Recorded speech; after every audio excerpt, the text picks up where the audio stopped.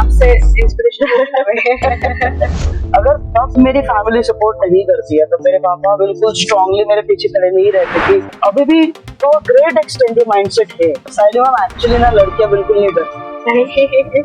अभी मैं 18 की क्लास, आप कितनी भी पढ़ाई कर लो लेकिन जब आप कॉन्फिडेंट उतरते हैं तो वो एक अलग confidence.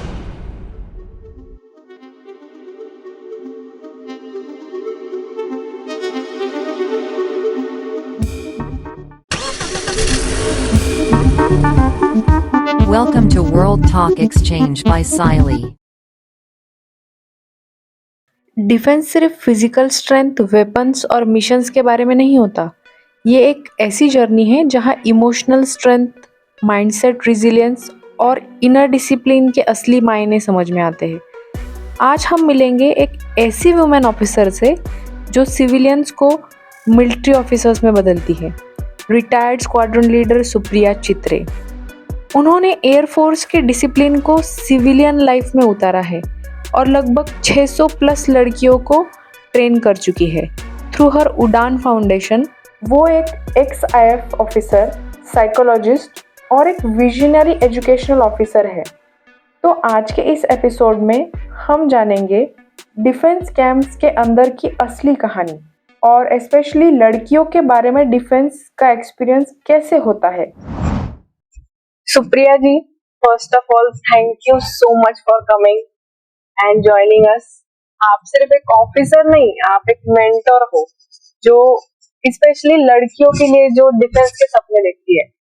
Thank you so much. Thank तो एक्साइटेड हूँ मैं और क्यूरियस भी हूँ कि डिफेंस के रिलेटेड बातें जानने में, क्योंकि अब तक तो मूवीज में या फिर रेडियो पे, मीडिया में देखा था, न्यूज पे देखा था कि डिफेंस क्या होता है, कैसे होता है, पर आज मुझे मौका मिला आपसे कन्वर्सेशन करने का। I am feeling really grateful. Same है साइलिमा, बहुत ही अच्छा लग रहा है। इनफैक्ट ये बहुत ही यूनिक एक्सपीरियंस है। कभी सोचा नहीं था कि कार में बैठ के I'll be able to have this kind of an interaction. So yeah, बहुत यूनिक एक्सपीरियंस है। Thank you so much. Yes, अक्सर है ना डिफेंस मतलब सब लोगों को ऐसा लगता है कि डिफेंस मतलब वार या फिर मिलिट्री का बॉर्डर पे होना, ये सब उनके माइंड में कंसेप्ट है कि डिफेंस मतलब ये सब होता है। पर एक्चुअल में जो कैंप्स होते हैं उसमें क्या क्या होता है? सो साइलिमा, ऑब्वियसली डिफेंस का मेन पर्पस तो वॉर ही है ना। तो बट बेसिकली आप जो अगर उसका नाम समझेंगे तो वो ऑफेंस फोर्स नहीं है, वो डिफेंस फोर्स है। ओके, जो हम कहते हैं डिफेंस, इसका मतलब हम तैयारी करते हैं अपने टेरिटरीज को प्रोटेक्ट करने। ठीक है ना। तो जब प्रोटेक्शन की तैयारी होती है तो उसमें बहुत सारी चीजें इन्वॉल्व होती है। जैसे आप ये नहीं बोल सकते कभी वॉर होगा तभी हम जाके तैयारी करेंगे। आपको बहुत पहले से उसके सारा प्रिपरेशन रखना पड़ता है। और इतनी बड़ी जब हम कहते हैं फौज चलानी है तो फौज में बहुत सारे लेयर्स हैं, बहुत सारे लोग हैं जो उसके टूवर्ड्स काम करते हैं। जैसे मैं एयरफोर्स से हूँ तो अगर एक फ्लाइंग होता है तो फ्लाइंग के पीछे एक बंदा तो एयरक्राफ्ट चलाता है, वो तो ठीक है, वो सबको दिखता है कि ये पायलट है। लेकिन वो जहाज उड़ाने के लिए हजारों लोग उसके पीछे काम करते हैं।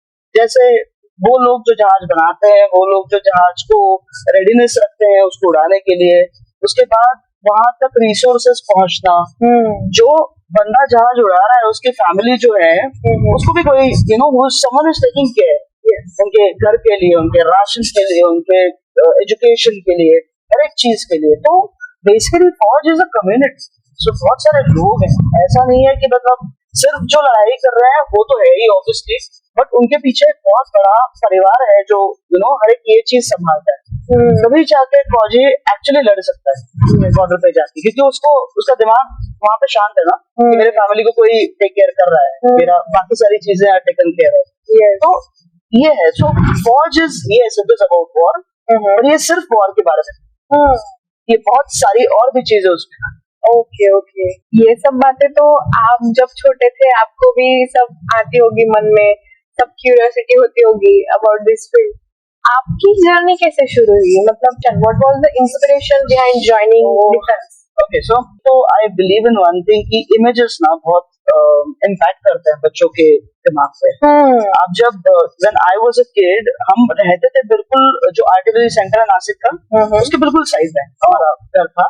और वहां से लोग यूनिफॉर्म में, I used to keep on seeing कि लोग आ रहे हैं जा रहे हैं यूनिफॉर्म पहन के, और वो जो स्टाइल होता है ना यूनिफॉर्म का, बिल्कुल ऐसे अलग लगते हैं, अलग से बिहेव करते हैं, अलग बातें करते हैं फिर। और हमारा घर इतना स्ट्रैटेजिक पोजीशन पे था कि वहां से टेक ऑफ और लैंडिंग बहुत अच्छे से दिखता था, तो एयरक्राफ्ट दिखते थे कंटिन्यूसली। और पूरा दिन मतलब स्कूल से वापस आने के बाद मेरा टाइम पास यही था कि बस एयरक्राफ्ट देखो, उनकी आवाज सुनो, हेलीकॉप्टर उड़ रहे हैं, और यू नो वो सारी चीजें।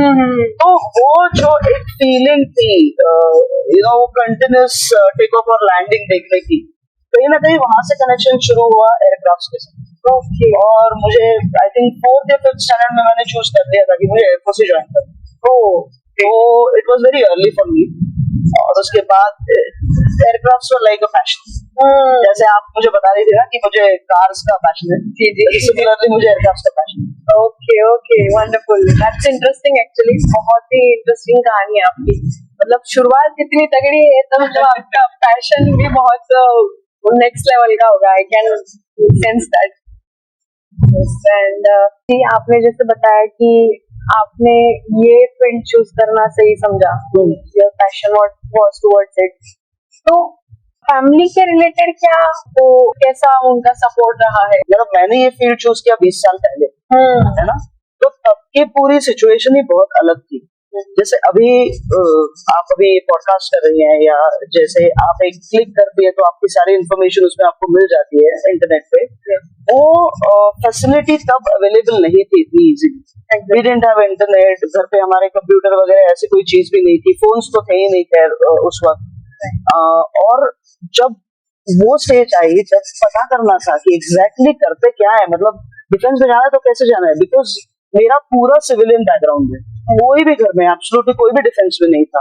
तो वो पता करना कि ये कैसे करना है आगे चल के, it was a very big challenge उस वक्त, जबकि ये सारी फैसिलिटीज अवेलेबल नहीं थी। लेकिन अगर तब मेरी फैमिली सपोर्ट नहीं करती है तो मेरे पापा बिल्कुल स्ट्रांगली मेरे पीछे खड़े नहीं रहते कि चलो, वो मुझे पुणे लेके जाते थे, वो मुझे मुंबई लेके जाते थे to meet officers, because Nashik में हम किसी को जानते नहीं थे तब की, मतलब यू नो पर्सनली आप बात कर सको और कोई आपको गाइड कर सके। तो वो वहां पे लेके जाते थे, फिर हम बात करते थे क्या करना है। Let me tell you, lady officer तो मैंने जब तक फौज ज्वाइन नहीं की थी तब तक मैंने लेडी ऑफिसर देखे ही, तो मुझे पता ही नहीं था कि लेडी ऑफिसर का मतलब वो दिखते कैसे, उनका रोल कैसे होता है, वो मुझे कुछ भी नहीं पता। सो एक बहुत बड़ा गैप था between expectations and the actual reality. और वही रीजन है कि फैमिली का तो ऑब्वियसली आपको सपोर्ट होना जरूरी है, लेकिन ये जो गाइडेंस मिलना चाहिए एट द राइट टाइम, ये बेसिकली रीजन था कि मैंने उड़ान के बारे में सोचा। तो वो कहीं ना कहीं अगर मेरी फैमिली सपोर्टिंग नहीं होती तो वो तो पॉसिबल ही नहीं था, इसमें कोई डाउट ही नहीं। और आज भी अगर आप देखेंगे तो बहुत लड़कियां इसलिए ऐसे फील्ड चूज नहीं कर सकती ओनली बिकॉज फैमिली का सपोर्ट नहीं होता। क्योंकि मिथ्स है, लोगों को लगता है बहुत ही चैलेंजिंग फील्ड है, बहुत डिफिकल्ट होगा, पोस्टिंग्स होंगे तो पता नहीं हमारी बेटी कैसे रहेगी या क्या करेगी, यू नो वो एप्रीहेंशंस है बहुत सारे कुछ। जो थैंकफुली मेरे पेरेंट्स के मन में नहीं थे, they were very positive about it.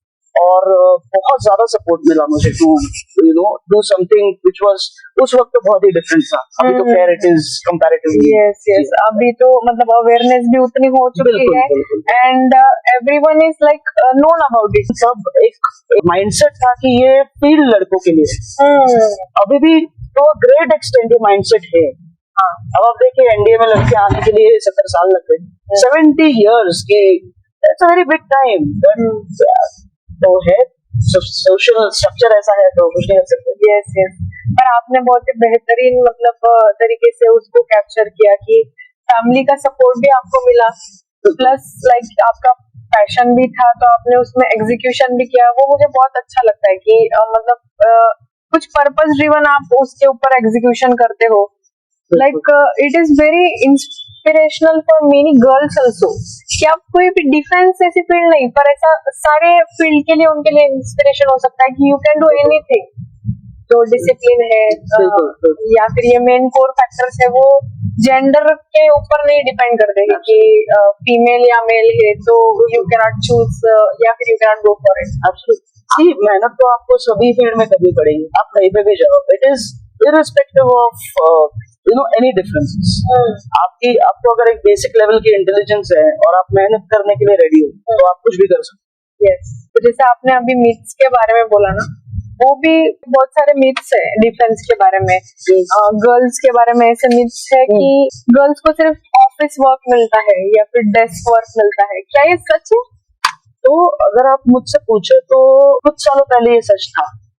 इसमें मतलब हाँ ये अभी मिथ है, लेकिन बिल्कुल ऐसे था बिकॉज बहुत कम कैडर्स के लिए लड़कियों का इंडक्शन हुआ था, ये देखने के लिए कि भाई कर सकते हैं नहीं कर सकते हैं, कैसे होगा, how the structure will happen, because उससे पहले तो विमेन थी नहीं आर्म फोर्सेस में। तो पहले बहुत कम, जैसे एजुकेशन है, एडमिनिस्ट्रेशन है या लॉजिस्टिक्स है, ऐसे ही ब्रांचेस सिर्फ ओपन किए गए थे।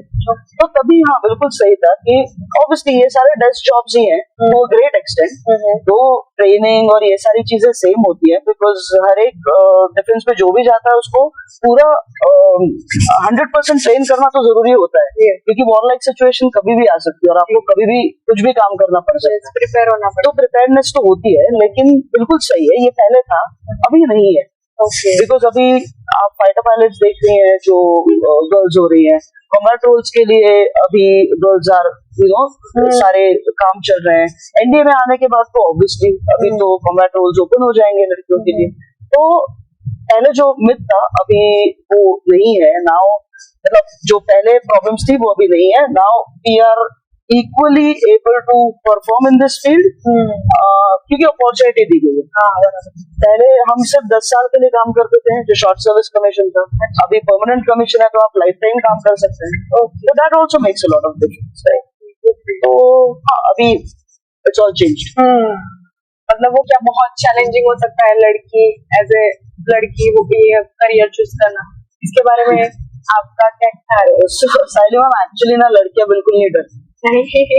अभी मैं कितना 8-9 साल उड़ान शुरू करके और लड़कियों के साथ काम करके इस ट्रेनिंग स्ट्रक्चर लड़कियों के लिए क्या सही है, क्या होना चाहिए, ये सारा हमने बहुत इन डेप्थ स्टडी करके उसके बाद ये ट्रेनिंग प्रोग्राम बनाया है। तो बेसिकली अगर आप मुझसे पूछे तो इतनी ज्यादा अडेप्टेबल होती है लड़कियां इन सारी चीजों, सारे चेंजेस से, कि मैंने लड़कों के साथ भी काम किया है। जब मैं एनडीए में थी तो मैं वहां पे भी ट्रेनिंग करती थी और मैंने लड़कियों के साथ भी काम किया है। मैंने एक मिलिट्री स्कूल में भी काम किया है। But let me tell you, जितना फ्लेक्सिबिलिटी लड़कियों में है to accept new situations and to adopt, that is amazing. और मुझे लगता है वो बिल्कुल नहीं डरते, वो सोसाइटी उनको डराती है, यू नो, अरे आप ऐसे करोगे तो ऐसे हो जाएगा, यहाँ जाओगे तो ऐसे हो जाएगा, ये मत करो वो मत करो। तो एक्सपीरियंस नहीं होता। एक बार वो एक्सपीरियंस कर लेते हैं तो उनको समझ में आ जाता है कि ये तो कुछ नहीं है, मतलब बट वो एक्सपीरियंस जल्दी लेना जरूरी है। अच्छा, क्योंकि थोड़ा सा वो माइंडसेट बन जाता है, अंडर कॉन्फिडेंस आ जाता है कहीं ना कहीं कि गेम्स में ज्यादा आजकल इन्वॉल्वमेंट नहीं है। जैसे हम जब कॉलेज स्कूल में थे तो हम लोग बहुत खेलते थे, बहुत आउटडोर बहुत होता था, जो अभी नहीं है। तो जो कॉन्फिडेंस आउटडोर ट्रेनिंग से आता है वो आपको क्लासरूम में बिठा के कोई नहीं सिखा सकते। आप कितनी भी पढ़ाई कर लो, लेकिन जब आप ऑन फील्ड उतरते हैं तो वो एक अलग कॉन्फिडेंस है, तो उससे but it takes time.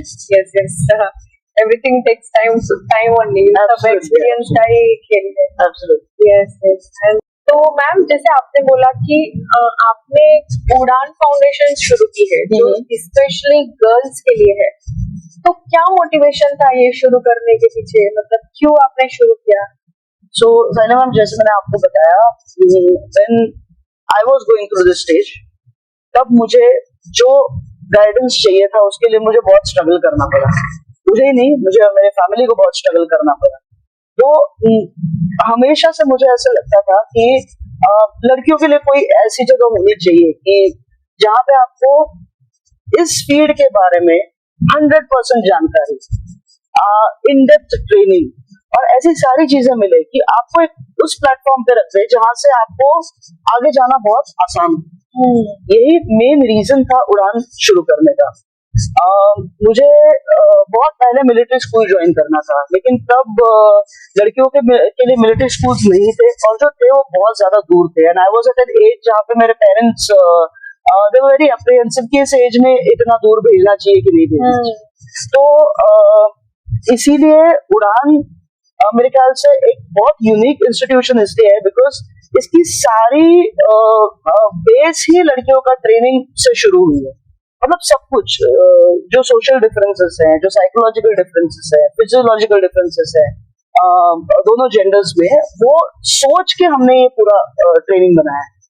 Generally क्या हुआ है अभी तक कि मिलिट्री स्कूल में लड़कों का ट्रेनिंग ऑलरेडी चल रहा है, और उन्होंने कहा चलो 20 लड़कियां और यहाँ पे ले लो, ट्राई करते हैं कि ये कर पाएंगे कि नहीं कर पाएंगे। अब इसमें गैप कहाँ पे हुई, लड़कियों के बारे में सोच के कुछ नहीं किया हुआ। यूनिफॉर्म से लेके बहुत छोटी छोटी चीजें, जैसे चलो इनका ट्रेनिंग चल रहा है, सपोज मिलिट्री स्कूल में, अच्छा लड़के कितना दौड़ रहे हैं 4 किलोमीटर, ठीक है, तो लड़कियों के लिए 2 किलोमीटर। उसके पीछे कोई लॉजिक नहीं है, उसके पीछे कोई सोच नहीं है, उसके पीछे कोई फिजियोलॉजिकल साइकोलॉजिकल तैयारी नहीं है, सिस्टम नहीं है। तो वो सिस्टम लगाने के लिए उड़ान शुरू हुआ। तो उड़ान में हर चीज, हर छोटी छोटी चीज कि लड़कियों को किस चीज की जरूरत पड़ेगी जब वो ट्रेनिंग करेंगी, right from their diet to their psychological makeup to their, अगर कॉन्फिडेंस कम है तो वो कॉन्फिडेंस हम पहले कैसे बढ़ाएंगे सो दैट जब वो ऑन फील्ड उतरे तो उनको जो चैलेंजेस आएंगे वहां पे जाने के बाद वो कम होने चाहिए। सो इस थॉट प्रोसेस से उड़ान शुरू हुआ है। तो जो टीम है उसमें ट्रेनर्स हैं, साइकोलॉजिस्ट है, न्यूट्रिशनिस्ट हैं, डॉक्टर्स हैं, ये सारे लोग इन्वॉल्व हैं to create that kind of environment और that help to the girls. So that is how it is. बहुत ही इनोवेटिव इनिशिएटिव है। मैं पक्का आपको बोलना चाहूंगी इसके बारे में कि ये सब थॉट रखना कि आप फ्रॉम ग्राउंड लेवल उसके ऊपर सब विचार विमर्श करना कि how will be the psychological perspective, how you will build the confidence, ये बहुत इंपॉर्टेंट फैक्टर हो सकते हैं। बिल्कुल, जैसे एक सबसे इम्पोर्टेंट चीज होती है कि जब हम गए ट्रेनिंग के लिए, जैसे मैंने आपको कहा था, मैंने लेडी ऑफिसर देखी नहीं, तो वहाँ पे जो लोग भी हमें सिखाते थे वो जनरली सारे जो साहब लोग होते हैं, जो GTIs वगैरह होते हैं, वो सारे मेन, फिर जो इंस्ट्रक्टर्स थे दोज आर मेन। तो एक जो वो रिलेटेबिलिटी वाला फैक्टर होता है ना, कि आप किसी बंदे को करते हुए देखते हो और आप बोलते हो कि अरे ये कर सकती है तो मुझसे भी होगा, वो जो फैक्टर है, जो ड्रीम गैप हमें ब्रिज करना है, उसके लिए जरूरी है कि आप देखें ऐसी गर्ल्स, ऐसे लेडीज जो वहां तक पहुंची हुई, जो ऑलरेडी कर रही हैं। तो वो सोच के फिर हमने ये सोचा कि उड़ान में जितने इंस्ट्रक्टर्स होंगे वो सारी लेडीज। ओके, अगर कोई लड़की आपके फाउंडेशन में आती है, उड़ान फाउंडेशन में आती है और आपको कहती है कि मुझे डिफेंस ऑफिसर बनना है, तो आप उसे कैसे गाइड करते हो? Oh my God! So see, understand. किसी भी फील्ड में जब हमें जाना है ना, तो सबसे पहले प्रिपरेशन क्या होती है कि उस फील्ड के बारे में आपको पता हो और आपको रियलिटी पता हो। सबसे बड़ी प्रॉब्लम यही है कि मोस्टली जो लोग आते हैं वो पिक्चर देख के आते हैं, वो गुंजन सक्सेना देख के आएंगे, वो हमारे टाइम पे लक्ष्य था, तो काफी लोग लक्ष्य देख के इंस्पायर होके आए थे।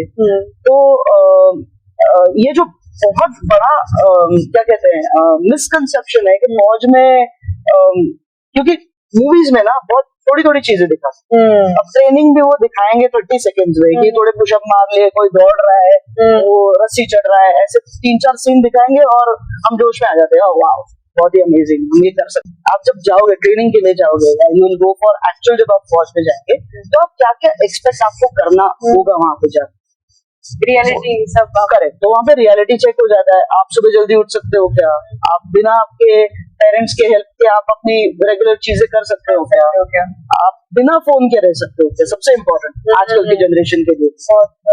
उसके बाद आपका जो पूरा दिन है वो बहुत स्ट्रक्चर्ड होता है कि आप सुबह इतने बजे उठोगे, फिर आप ये करोगे, फिर ये करोगे, फिर ये करोगे, आप ऑर्डर्स फॉलो कर सकते हो क्या, आप अगर आपको रात को पूरी नींद नहीं मिले तो सुबह आपकी क्या हालत होती है।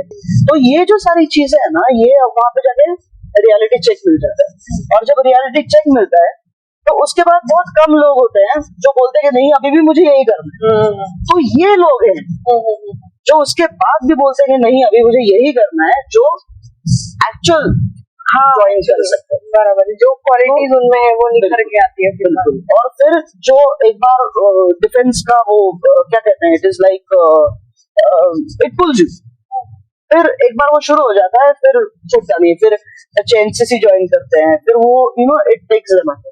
तो मुझे ऐसा लगता है ना कि जो आप सेवा जो कर रहे हो, देश की सेवा, तो आम जो पब्लिक है ना वो भी सेवा कर सकती है रोज। कैसे बताऊं? रोज छोटे छोटे जो रूल्स है या फिर जो भी आप देश में जो भी जिससे सरल चल सकती है चीजें, जैसे आप रास्ते पे निकलते हो तो you can follow road discipline. बिल्कुल बिल्कुल। जो भी चीजें है ऐसे मल्टीपल फैक्टर से, जैसे क्लीनलीनेस है, तो आप ये एक प्रकार देश की सेवा ही कर रहे हो। और जब तक बेसिकली साइली मैम ये सारी जो चीजें है ना ये जल्दी शुरू होनी चाहिए। ये स्कूल्स कॉलेजेस जहाँ से बच्चे जो फॉर्मेशन स्टेजेस हैं, जैसे बिल्कुल प्री स्कूल से जो शुरुआत होती है वहां से ये सारी चीजें शुरू होती है कि ये बच्चों को बताना कि सिविलाइज्ड कैसे होना है, being a good civilian is extremely important. बहुत कम है अवेयरनेस अपने। जैसे आपने बोला कि वो स्टेज से, अगर अर्ली स्टेज से शुरू हुई ना तो इट कैन शेप समथिंग। फिर तो दिक्कत ही नहीं आएगी, फिर आगे जाके इतनी मेहनत भी नहीं करनी पड़ेगी। पहले ना जब फौज से बाहर आने के बाद बहुत सारी चीजें बॉदर करती थी, छोटी छोटी चीजें बॉदर करती थी। लोग रोज नहीं फॉलो करते, सिग्नल पे रुकते नहीं है, बहुत डिस्टर्ब हो जाती थी तब कि अरे क्यों नहीं फॉलो करते, इतनी छोटी सी बात है, क्या है उसमें, 30 सेकंड में और क्या हो जाएगा। उसके बाद इवेंचुअली एक चीज पता चली कि हर एक बंदे ने अगर अपने दायरे में जो काम हो वो ठीक से किया तो सारा देश सुधर जाएगा। आप जितना आपके एरिया में काम कर सकते हैं खुद के, उतना भी हर बंदा करना शुरू कर। अगर मैंने सोचा कि ठीक है, अगर मेरी वजह से 4-5 लोगों का लाइफ ठीक हो जाता है तो मेरे लिए वो विन है। अगर इतना भी मैं सोचूं और हर एक बंदा इतना भी सोच ले तो एक दूसरे को सुधारने की जरूरत ही नहीं पड़ेगी। तो every change, every movement, every what you can say small step matters. वो हमेशा इनसाइड आउट होता है, आउटसाइड इन नहीं। जी बिल्कुल। फिर उसके बाद आप कंप्लेन करना छोड़ देते। सही बात है। ग्रोथ के माइंडसेट के लिए ये एक ग्लोबल पर्सपेक्टिव एक्चुअली लोगों में आना चाहिए। ये सारी रियलाइजेशन होगी ना, हम बोलते कि गवर्नमेंट अच्छे होने चाहिए, सिस्टम अच्छा होना चाहिए, ठीक है ना। मैं ऐसा मानती हूँ कि हम अगर खुद भी, क्योंकि हम सिस्टम का मेजर पार्ट है, खुद अगर हम सुधरेंगे, खुद से शुरुआत करेंगे ये सब चीजों की। और फ्रस्ट्रेशन कहाँ पे आता है, जब हम देखते हैं कि हम कर रहे हैं और दूसरे लोग नहीं कर रहे हैं। लेकिन दूसरे लोग नहीं कर रहे हैं, ये अगर हमेशा हमारा पैरामीटर होगा तो हम कभी नहीं कर पाएंगे। सही बात है।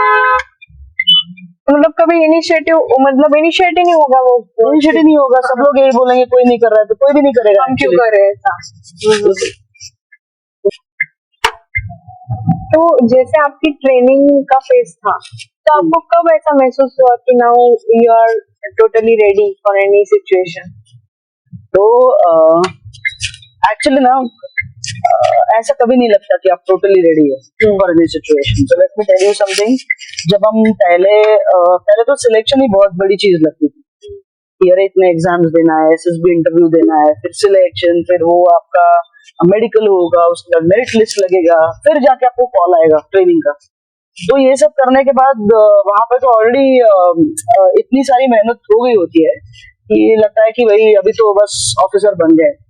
जिस दिन आप एक्चुअली एकेडमी में पहुंचते हैं ना, उस दिन पता चलता है कि दैट टाइम रियलिटी हिट्स, अगर आपको कुछ भी बैकग्राउंड नहीं हो तो।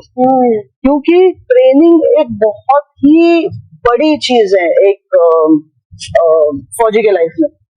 इतना इंटेंस ट्रेनिंग है, पूरा 1-1.5 साल जो भी आप ट्रेनिंग लेते हैं वहां पे, कि it is a life changing situation, right.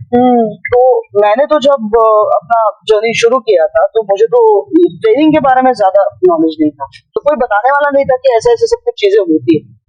तो वहां पे जाने के बाद एक्सपेक्टेशन था कि भाई अभी हम ऑफिसर बन गए, अभी तो बस हमको कुछ पढ़ाएंगे सब्जेक्ट्स वगैरह और we will start working. That was the expectation. वहां पे जाने के बाद पता चला कि 3 या 4 घंटे हम सोते थे पहले इनिशियली, पूरे 24 घंटे में से। बाकी पूरा time there was lot of physical activities, lot of mental activities, classes होती थी, परेड होती थी, पीटी होता था, इतनी सारी एक्स्ट्रा करिकुलर एक्टिविटीज होती थी, ये सब कुछ हमें एक साथ करना पड़ता था। तो जनरली हर एक कैडेट के दिमाग में कभी ना कभी ये आता है कि भाई चलता है घर, छोड़ देते हैं, हमसे नहीं होगा, कभी ना कभी आता है, सबके आता है। और दैट इज द टाइम जब जो सीनियर्स होते हैं आपको, जो आपसे 6 महीने सीनियर्स होते हैं, जो वहां पे आपको हर एक छोटी छोटी चीज में गाइड करते हैं, सिखाते हैं, वो उनका रोल बहुत इंपॉर्टेंट होता है वहां पे, कि जब आप उस डाउट वाले सिचुएशन में हैं तब वो उसको कैसे हैंडल करें। तो मेरे साथ भी सेम ऐसा ही हुआ। मैंने एक दिन डिसाइड किया कि भाई मुझे घर जाना। इतना सारा मोटिवेशन होने के बाद भी एक मोमेंट ऐसा ट्रेनिंग में हमेशा आता ही है। और जब वो आया तो I went to my immediate senior, जो हमारे क्लाइंट्स हैं वहीं पे रहती थी, और मैंने उनको कहा कि मैम मुझे घर जाना है, आप मुझे गाइड करो, मुझे घर कैसे, मतलब मैं क्या करूँ। तो उन्होंने मुझे कहा कि ठीक है, एक काम करो, यू जस्ट कम, 1 हफ्ता हुआ है, स्टे हियर फॉर 21 डेज। अगर 21 डेज के बाद भी आपको ऐसा लगे कि आपको यहाँ पे नहीं रहना, तो I will myself help you to get out of this place. But तब तक सिर्फ 21 दिन दो अपने लाइफ के, बिकॉज आपने इतनी मेहनत की है यहाँ तक पहुंचने के लिए। अगर आप 1 हफ्ते 1.5 हफ्ते में ये डिसाइड करोगे कि नहीं ये मुझसे नहीं होने वाला, I want to go back, तो आपका इतनी सारी मेहनत वेस्ट हो जाएगी। And which was absolutely true, क्योंकि ये एग्जाम, ये वो सारी चीज करके आप जब वहां पे जाते हो तो you don't want to leave it easily, right. तो जब उन्होंने ये बताया तो मैंने फिर सोचा कि चलो ठीक है, अभी इतना बता रही है तो 21 दिन करके देखते हैं। And 21 days was a very odd figure, पता नहीं 21 दिन क्यों बोला। और I stayed there for 21 days. 22nd day my senior came back. देखिए कितने पर्टिकुलर थे हमारे सीनियर्स, और कितने उनको याद रहता था कि भाई किसने क्या किया है और किसका क्या इशू है और मुझे सॉर्ट आउट करना है। 22nd day that senior came. Okay, और फिर उन्होंने मुझे पूछा कि what do you want to do now, do you want to go back? I said no ma'am, I don't want to go back. तो बोले क्यों? मैंने कहा नहीं, अभी तो इतना भगा लिया, दौड़ा लिया, नींद नहीं दे रहे, खाना नहीं दे रहे, अभी सब कुछ तो कर लिया, अभी ये साल ऐसे ही निकल जाएगा। So she said exactly, it is that patience and that dedication of 21 days जो आपको आगे चल के आपके जूनियर्स को बताना है। 21 दिन अगर आप एक चीज बार बार ठीक से करोगे, इतनी आपकी कंसिस्टेंसी है, तो आप पूरा लाइफ टाइम वो कर सकते। हैबिट फॉर्म हो जाती है आपकी। And that is how I learned it in the academy, कि everything is in the mind. आपके दिमाग में है सारी चीजें, आपको आप सब कुछ कर सकते हो। द ओनली थिंग इज यहाँ से कभी गिव अप नहीं करो। दिमाग से गिव अप नहीं करोगे तो सब कुछ हो जाएगा। बहुत इम्पोर्टेंट है, बहुत important. That's a crazy story. मतलब ऐसा, क्योंकि ये तो हर लोगों के लाइफ में आता है, पर ये फील्ड में खास करके बहुत नेक्स्ट लेवल का प्रेशर भी होता है। मतलब जो क्योंकि रिस्पॉन्सिबिलिटी भी है आपके सर पे, सारी चीजें लाइफ की रिस्पॉन्सिबिलिटी है, and that is the most important thing at the end of the day. इतने सारे लोग जो आपके एक कमांड पे अपनी जान देने को तैयार होते हैं, तो आपका जो आपकी कंसिस्टेंसी है वो बहुत ज्यादा होनी चाहिए चीज के लिए। कंसिस्टेंसी होनी चाहिए, डेडिकेशन भी उतनी, जैसे आपने बोला कि अगर ये फील्ड इसलिए चूज करो कि आप उतना डेडिकेशन देने के लिए तैयार हो, बिल्कुल, तो जज्बा हो आप। बिल्कुल, ये जो आपने बताया ना, वो नॉर्मल लाइफ में भी बहुत काम आता है। बिल्कुल। और इसीलिए जैसे मैंने आपको बताया कि जो बच्चे हमारे यहाँ पे आते हैं डू द कोर्स या कैंप्स या जो भी चीजें सीखने के लिए वर्कशॉप्स करने आते हैं, बेसिकली भले ही वो डिफेंस ज्वाइन करे ना करे, वो सेपरेट इशू, सब लोग नहीं करेंगे, सब लोग नहीं कर पाएंगे, बट जो ये वैल्यू सिस्टम है जो वो वहां से सीख के घर लेके जाते हैं, ये वैल्यू सिस्टम बहुत इम्पोर्टेंट। वहां से उनका एक अलग जर्नी शुरू होता है। ये चीजें समझना, बहुत छोटी छोटी चीजें, कि गिव अप नहीं करना है, छोड़नी नहीं है, चीजें अधूरी नहीं छोड़नी है, कंप्लीट करना है उसको। वहां पे जो एक अंदर से मोटिवेशन लगता है, वो इन सब चीजों से आता है। So it is a life long learning. It is not कि भैया आपको अगर डिफेंस ही ज्वाइन करना है तो ही आपको ये चीजें सीखनी चाहिए, ऐसा नहीं है। डिफेंस का वैल्यू सिस्टम बहुत रिच है, और वो हमें एजुकेशन में लाना बहुत जरूरी है. That is important. ये अगर चेंजेस हो जाए तो बहुत अच्छा हो सकता है, क्योंकि ऐसे माइंडसेट डेवलप हो जाता है फिर. बिल्कुल. मुझे बहुत अच्छा लगा कि ये आर्मी का और डिफेंस का एक अलग पर्सपेक्टिव से आज मुझे सब जानने के लिए मिला. मतलब बिल्कुल, आपके पॉइंट ऑफ व्यू से ऐसा Thank you. पर्सपेक्टिव. और मुझे भी बहुत मजा आया. आई मीन ओवरऑली पूरा कन्वर्सेशन बहुत इंटरेस्टिंग, और आपका ये फॉर्मेट मुझे बहुत अच्छा लगा. अच्छा, thank you for that. And देश की सेवा करने के लिए भी बहुत दिल से thank you. Thank you so much ma'am. और it is wonderful to be here. मुझे बहुत मजा आया.